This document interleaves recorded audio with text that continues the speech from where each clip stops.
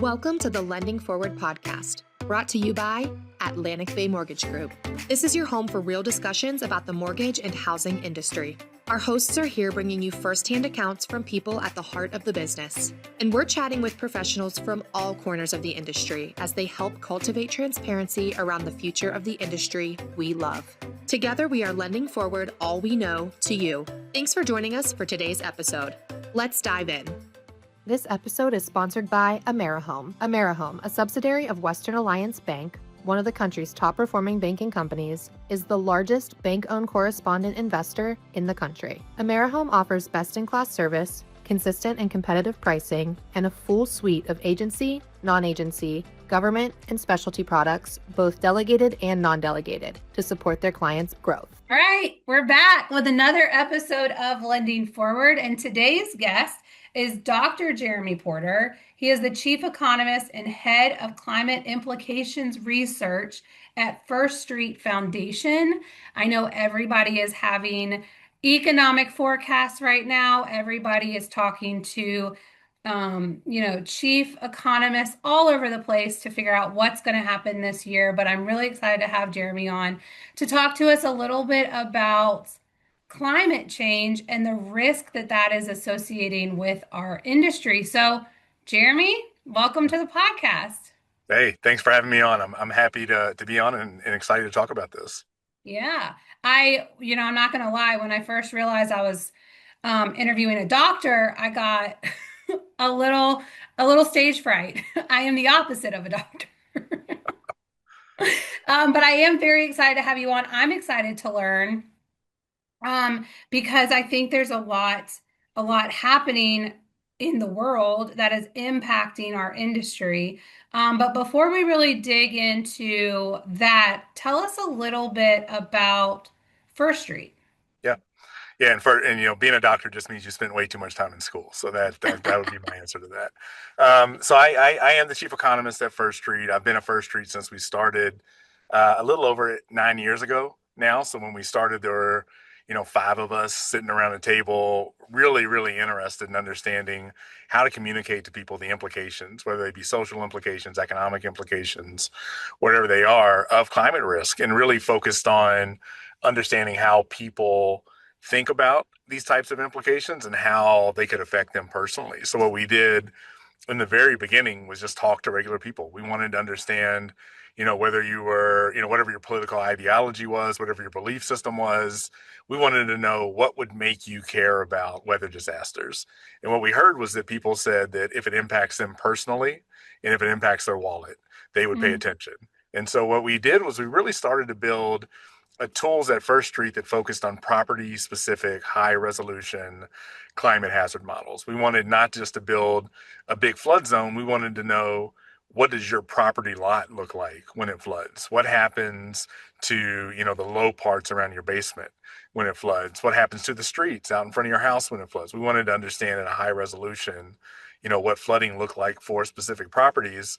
And then we wanted to start to understand, are there economic implications that are hitting people's pocketbooks, whether they be direct property damages that you can model, or more indirect things like insurance increases associated with the risk and the payouts that insurance companies are making. So we built a series of models. We started out in coastal areas, the East Coast and the Gulf Coast, building out property value models to show people that there's already been a negative impact on property values in those areas from really tidal flooding, persistent nuisance flooding in certain areas. And it wasn't that your property value was decreasing, but it was that your appreciation wasn't growing as fast as other properties. So it really was kind of hidden by the fact that we were in a strong property market and there just wasn't the same amount of returns on certain properties. We got really good feedback from that. So at First Street, we moved into a national flood model. Following that, the national flood model, got picked up by the New York Times, Washington Post, Wall Street Journal. All these outlets were covering it as sort of the first high resolution flood model. Got integrated onto Realtor.com and other real estate portals, and then ultimately we built out other climate hazards. So now we have a high resolution wildfire model, a wind model, a drought model, a heat model, And all of that now is global also. So we started out US focused. We now have global models for all the climate hazards. And at First Street, our focus remains the same. We want to connect climate risk to financial risk. And so our mission has remained the same over the 10 years. We've, grown in terms of scope, in terms of what we're focusing on, the hazards we're focusing on, the outcomes we're focused on, but really at our core, we're really financial risk. Yeah. And I mean, you said pocketbooks, and I immediately thought insurance. Because my insurance has gone up a ton. And I think, in 2025, we saw huge insurance premiums, Mhm. grow.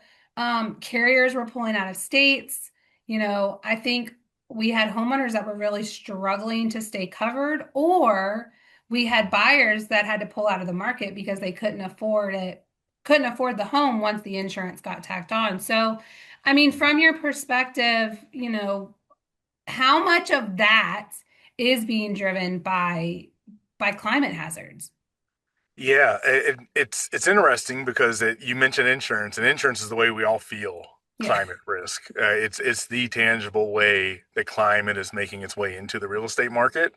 And you'll ask people in Texas or in Florida, and you'll say, how are you dealing with the changes in the climate? There's more flooding, there's more hurricanes, and they'll say, hey, I live in Miami. I know what this is supposed to look like. I'll protect my home from it. I'll get through it. I'll rebuild. And then we'll ask them a second question. We'll say, well, how's your insurance doing? They'll say, well, insurance is killing me. And we'll Hmm. say, well, that's the relationship there is something that people aren't making the connection on a lot of times. So insurance is the way that we feel climate risk.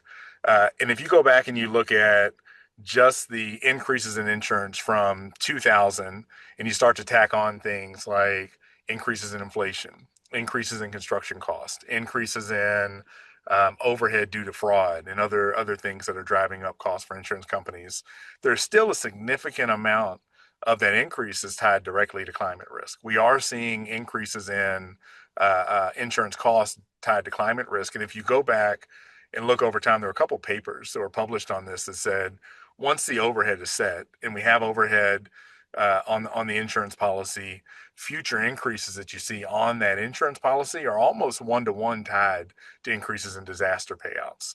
So there is this overhead that exists, but the overhead increases at the same rate that something like your wages might increase. You're starting to see inflation increases on cost. You're seeing inflation increases on wages, but then the delta where that becomes proportionally more expensive to homeowners, that's something that can be tied back to weather disasters and to climate disasters in particular, and the fact that we're seeing more frequent and more severe weather disasters due to warming sea surface temperatures, warming atmospheric temperatures, the things that drive those types of damages.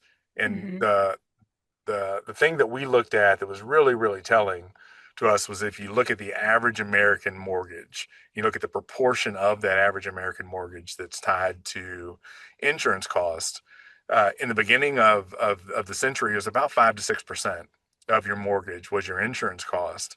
As of 2024, it was about 12%. So you're Oh my seeing gosh.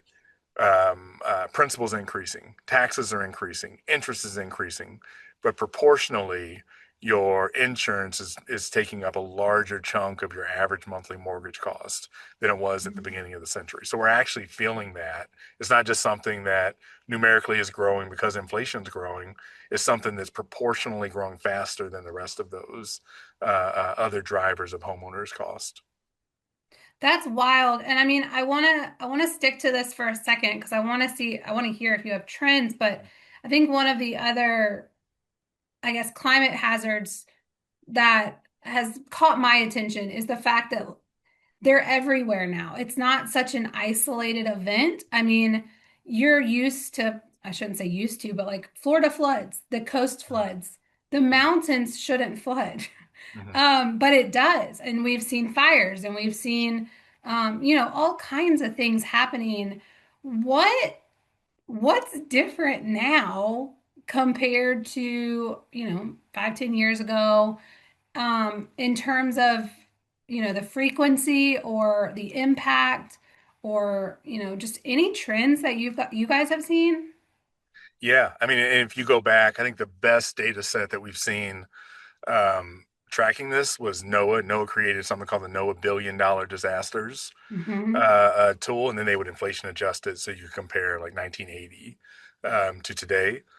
Excuse me. And that trend is exponential. If you look at the number of disasters we're seeing that are $1 billion disasters, and you see the cost of those disasters, flood and storms are the biggest drivers of that increase. So there are windstorms, floods, but also wildfire is there's two ways to look at it. It's still smaller than floods and windstorms, but it's the fastest growing natural hazard from climate simply because it has such a small denominator to start out with. We're seeing just rapid growth in that as well.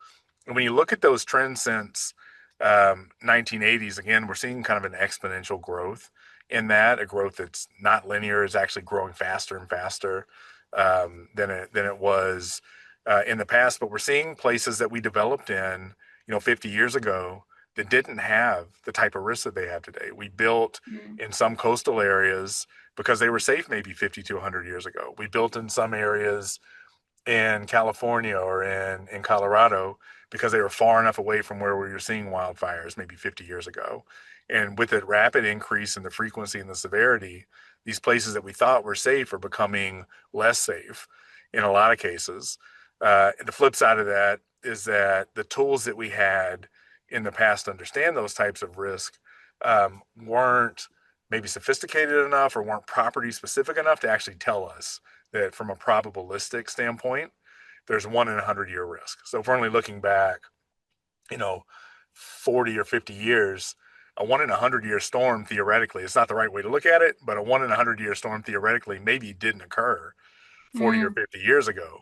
And we're only looking back a certain time. And now all of a sudden we're seeing just based on rainfall intensities. This is probably the best metric that I've come across.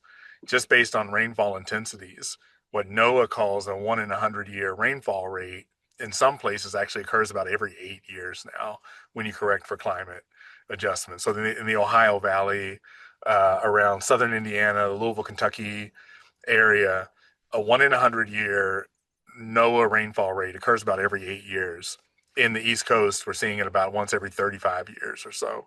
But that just Mm-hmm. goes to show you how non-stationary, which is the term that just means that the trend is changing over time, how non-stationary that trend is and how much we have to account for the warming atmosphere when we think about these types of trends. That's wild. So, Jeremy, we have data, we have trends, we have tools. We know everything is growing at a rapid pace. We know there's a lot more risk, but we also know that we're all serving homeowners that want that American dream, that want that home. How do we how do we put all this together to better serve our homeowners? I honestly I think that we shouldn't the term that you hear a lot of times is like blue lining. They'll say Mhm. we're like not going to lend in certain areas because of the risk. I don't think that's the approach that we should take. I think the approach that we should take is that people, whether they be lenders or buyers, should go in with their eyes wide open. They should know Mhm. what the risk looks like. The property value should be calibrated so that they're taking into account the cost of insurance. If there is some overvaluation in some areas, maybe in those areas the values are going to come down a little bit to account for the cost of homeownership of living in the areas. Maybe it's just an area that, if you live in coastal Miami Beach, you're moving there because you have the resources to move to that area. As long as you go in with your eyes wide open, you know what you're buying, you know how to protect yourselves, you know what the risk could be. I think it's perfectly fine. But I think the problem that we saw when we started First Street was that the data didn't exist to give your Mhm. everyday American who wants to buy a home information and access to that information to make that decision. We believe everybody should be able to make that decision for themselves, but they should have the best information to make that decision. So it's not about really limiting the market and limiting homeowners and home buyers in the real estate space. It really is focused on just having more information to make those decisions. Mhm. The more education, the better. Mhm. We just never thought climate risk was one of those pieces. Yeah, it's interesting because as we started, one of the first places that we built a website relatively new. Nobody is just going to naturally go to your website and look at it. So we Right. partnered with Realtor.com was the first group that we partnered with. And there's a lot of working with the folks behind the scenes at Realtor.com. We worked with a lot of realtors. We worked with a lot of folks that, were wanted to prove out that this was an actual issue and they could use it. And Mhm. ultimately, what we ended up finding is that as the data got placed on the sites, it was slowly rising on their listings of the neighborhood indicators, and things rise on those listings based on how much functionality and interplay they get with people on the site. And so people ultimately ended up using it more than school rankings and more Oh. than walkability and more than these things that we oftentimes in the real estate market tie directly to Mhm. information that's important for us to think about when we buy a home. That is really interesting. And I saw a stat, and I don't have the actual number in front of me, but I saw something that talked about climate migration, if you will, where, more and more people are relocating Mhm. due to insurance costs, due to repeated disasters, due to just, all of the things that we're seeing on the news all the time. Are Mhm. y'all seeing are y'all seeing that data as well, or is that just clickbait? No, we're seeing it as part of. So we've run some of our own climate migration models, and when you run them, one of the ways that you would do that is you would go back and you create this model that tells you how impactful are schools and jobs and cost of homeownership, are the amenities in the area. What about the disamenities? Being around things that people don't want to be close to, and you weigh all of those things as what they call push and pull factors, things that pull people into a community, things that push people away from a community. And then what we did is we took all of those as amenities and disamenities for individual areas. We tried to model population change historically Mhm. related to those different patterns in different areas. And then we layered our climate model into those models. And ultimately what the results were that if you control for all of these other factors that we know are important in the housing market, and we just look at the independent effect of climate, we were seeing that independent of those push and pull factors, places that have more severe climate risk and have been exposed to more severe climate events in the past, we're seeing a net negative impact on population growth. And now, if you went back and you layered in all the economic growth, things like Miami, right? There's a ton of climate risk in the area. There's a ton of amenities that pull people into that community.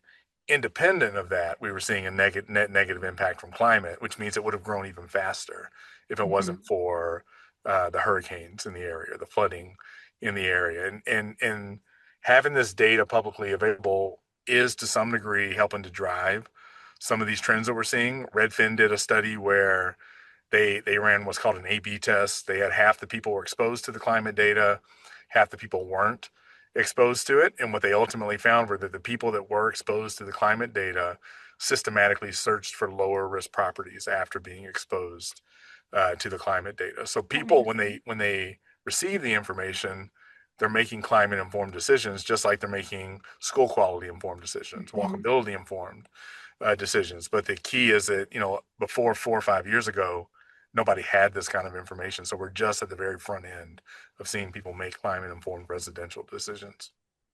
So I know you said the data is on Redfin, it's on realtor.com. I Mhm. believe you said Zillow as well. Yep. I mean, if I'm a lender or a real estate agent or a buyer, I mean, like, where is the best way for me to get this data? Is it to go to one of those sites and just start looking, or is Yeah. there another way? Well, being at First Tree, I'll say the best thing to do is to contact us, and we can, we Okay. can figure out a way to set you up with the data. I think it's available on those websites. The other thing that you can do, we have our own website at firststreet.org where people come there. They can type in a property, and there's a lot more information there that we have that we just can't feed to people Okay. on these other sites. But it really is about thinking about that as part of a larger risk profile. So people making lending decisions, their job is risk. They think about risk all the time. There are all these other factors of risk and credit risk that they're taking into account. we're not saying that climate is the most important determinant of where people live or where you lend. We're saying it's part of that risk profile. And, taking that data and just figuring out how to integrate it into the larger risk analytics or the credit risk modeling process is really where we think it should sit. It's just another piece of the puzzle Hmm. that has been shown to be significant, but not the most important thing. There are all these other things that are important also, and you should take those things together. Yeah. That's awesome. I'm gonna go look up my house when we get off of Yeah. here for sure. Uh, well, as we look ahead, this year, next year, the next 5 years, what's the biggest misconception that people still have about climate risk? Yeah. And then what's something that they should be paying more attention to? And when I say they, I Yeah. really mean me too. Yeah. For everybody. I think the biggest misconception right now that we still run into is that the tools that we've used in the past, I'm thinking primarily of FEMA zones, Oh yeah. accurately capture flood risk. And I Mm. think FEMA themselves will tell you that, upwards of nearly 50% of all flood claims come from outside of FEMA zones, which tell you that, they're not tracking all of the different types of flood risk. So when we built our model, we created a coastal model, a river model, and a rainfall model. So we took all of the three sources of flooding, combined them together to create a model. FEMA only captures coastal flood and main river channel flooding. So they're not capturing heavy precipitation flooding from rainfall. And as we know, a lot of the flooding that occurs in Asheville, in West Virginia, Hmm. in sort of more mountainous regions in Texas, what we ended up seeing at the Camp Mystic flooding last Hmm. year, a lot of that's driven by heavy rainfall and the fact that climate and the warmer atmosphere, the way that it's really manifesting itself in more disasters through heavy precipitation events. So I think one of the biggest issues, and you can sort of generalize that a little bit more. Excuse me. If you say that the tools that we have today to understand climate risk just aren't accurately modeling climate risk, and what you want to do is work with folks that are building high resolution, peer reviewed. And I say peer reviewed because we end up running all of our models through the academic scientific journals. So we publish all papers on them. People can see the way they're built. They can see all the inputs that go into the model. We post them publicly on our website. We believe it should be a transparent process. You should understand how the models are built. But I think the biggest misconception is that the tools we've been using allow you to understand risk when we know that there are a lot of critical flaws in the way that they were developed. Hmm. Well, Um, it's good to hear that we're getting better with time, mhm. Yeah, for sure. I think we've done better over the last 5 to 10 years. And outside of First Street, there's like this cottage industry of companies now that are building these types of climate hazard models. Of course, we believe that ours are the best. We champion them that way and that kind of stuff. But I think that there's a lot more attention being played to this, both in the home buyers and home lending Hmm. space, just in general asset management Yeah. in the banks, but also you're starting to see it a lot in asset owner, asset manager spaces where people are interested in how do they allocate resources and funds to asset adaptation and ROI associated with adaptation and things of that nature. Mm. Well, let me ask you this, because I know we have most of our listeners are either lenders or mortgage bankers, loan officers, or realtors.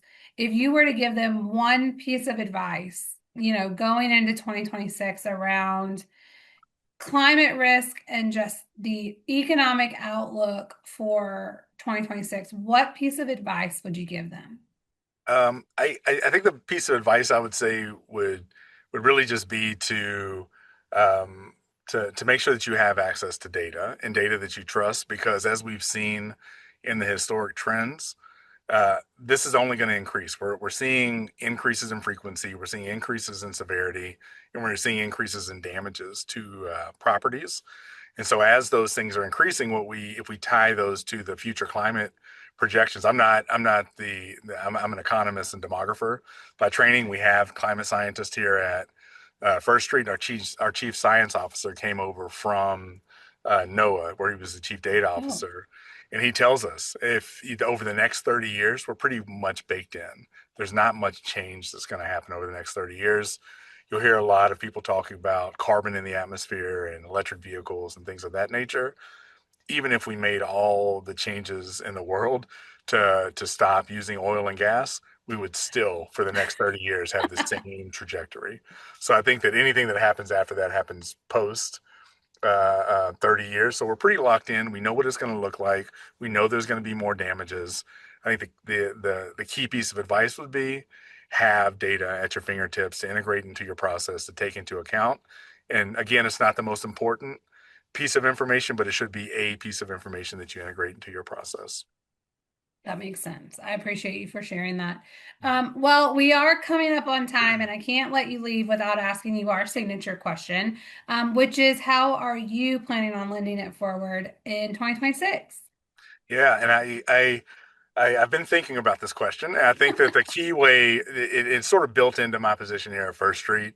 I'm an academic by training, so I joined First Street after being a professor for many, many years. And one of the things that I really feel very strongly about is democratizing data, making sure people have access to information, making sure that people have access to modeling processes so they can make their own decisions. I think the key for me here at First Street is going to be to continue to build economic implications models, put out reports that offer insights into what we're seeing in the market, and without being too much of a pest, asking people to integrate them into their processes and to think about these types of models. That's awesome. Well, I appreciate people like you that are pushing out the data and trying to make it more, accessible to all of us as a homeowner. I would appreciate, seeing what the climate risk looks for my house, especially as we look to, move at some point into Mhm. new places. But I do appreciate it. I appreciate you coming on the podcast, and I hope you have a wonderful 2026. Thanks for having me on. I really appreciate it. Thanks again for tuning into today's episode of the Lending Forward podcast. Be sure to subscribe to our channel, follow us on Instagram at Lending Forward, on YouTube, and LinkedIn. Catch us every other Thursday with a brand new episode, and go lend something forward today. Atlantic Bay Mortgage Group, LLC, NMLS number 72043, NMLSconsumeraccess.org is an equal opportunity lender and employer, located at 600 Lynn Haven Parkway, Suite 100, Virginia Beach, Virginia 23452.